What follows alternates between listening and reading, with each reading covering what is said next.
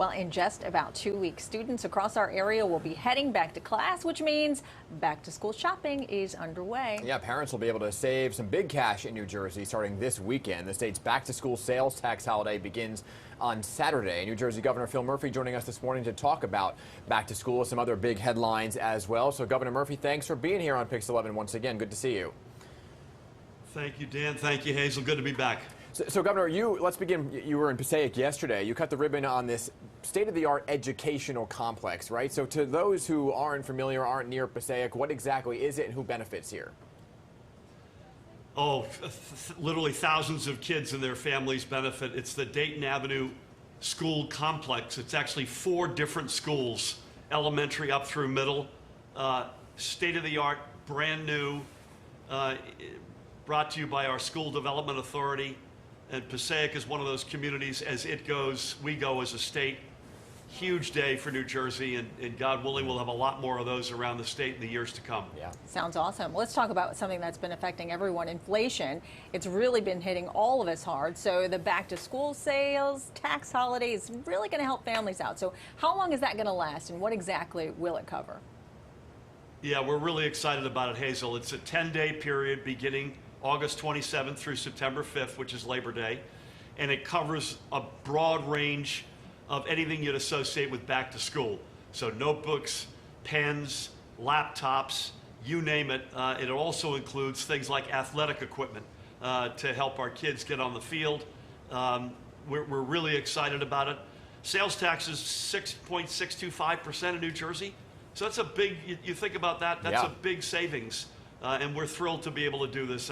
We work with the legislature on this, and we're very excited about it. Yeah, I mean, certainly every little bit helps because some of these school supplies can be pretty expensive, Governor, as you know, with many kids of your own. You paid for all their supplies and those backpacks and so on. So you recently, today we could be hearing from the president on student loan debt, which would be huge for some folks. But you recently also launched the Pay It Forward program to help students actually pay for college. So what are the requirements here of the program? Because much like the president's his benefits with the student loan forgiveness, there's going to be, of course, those who are eligible and those who are not here. Yeah, we're really excited about this as well. This is basically a joint venture between state government, which put a significant amount of money into it, our CEO Council, some of the biggest companies in New Jersey, and then our institutions of higher education. And in Hudson County, it's for nurses and healthcare workers. In Essex County, it's for cybersecurity. In Camden County, it's for HVAC. Basically, you get interest-free, fee-free loans. That you get living expenses, wraparound services. And the cool part is, as the students repay their loans, it goes back into a pot for the next cohort of students. So it's a self-fulfilling, self-perpetuating program that's first in the nation. And we're really excited about it, and it gets exactly at that workforce. For everyone. That we need for everybody. Absolutely.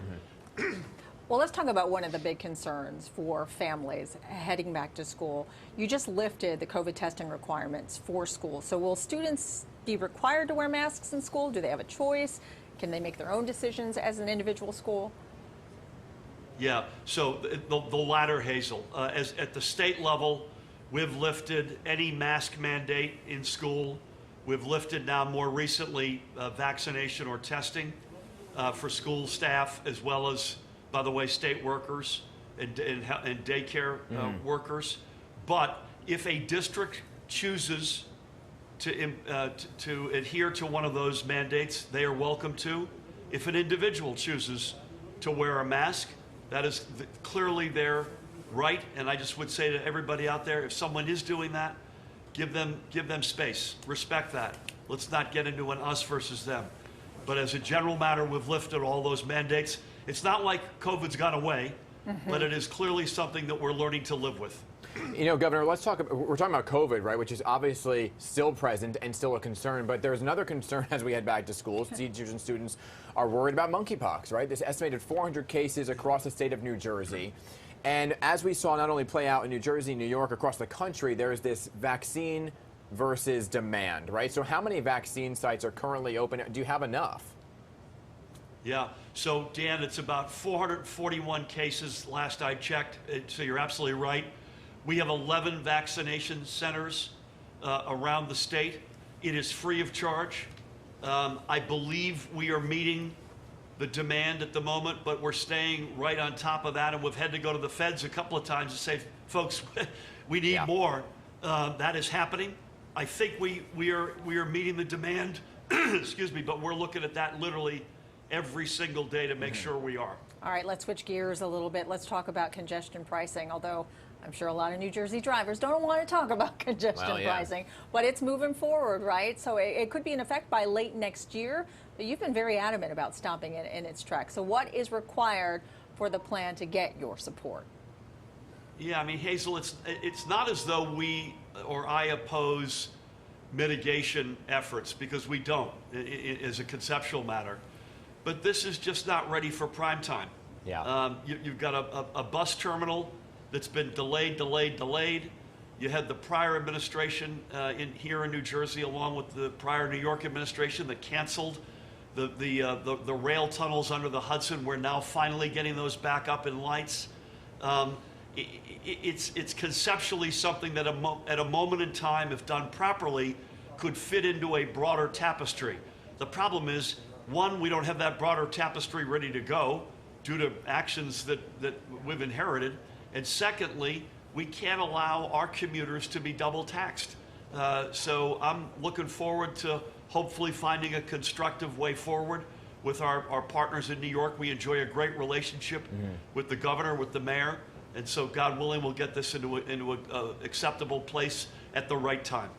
All right. You know, and we just had Congressman Josh Gottheimer on, too, talking about how he wants to keep folks in New Jersey and have them not even drive into New York if this does move forward.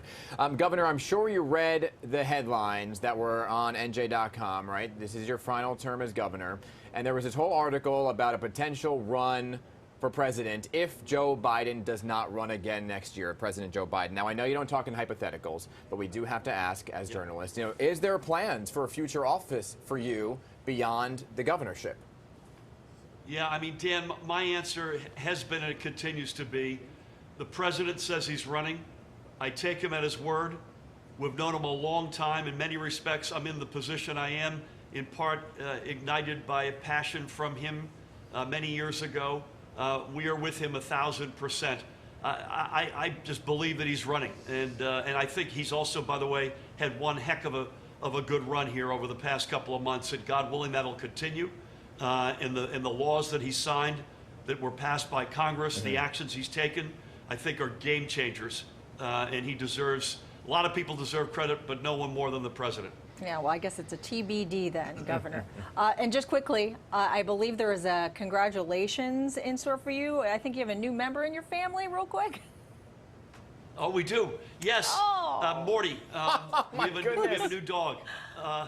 Morty as in Rick and Morty. There were 4,000, there he is, that he's making friends with one of our other dogs who are about 18 times larger. That's our family holding the dog. There were a bunch of beagles in Virginia in a laboratory that were going to be euthanized next month. And thanks to Tammy and the kids, we got one of them, and Morty's with us. We love thank Morty. you for asking. Governor, you're also taking your kids to college this week as well, right? So I hope all goes well and swimmingly with the trip to college. Thank you for being here as always. Thank you, folks. Take care of yourself. All right, you too.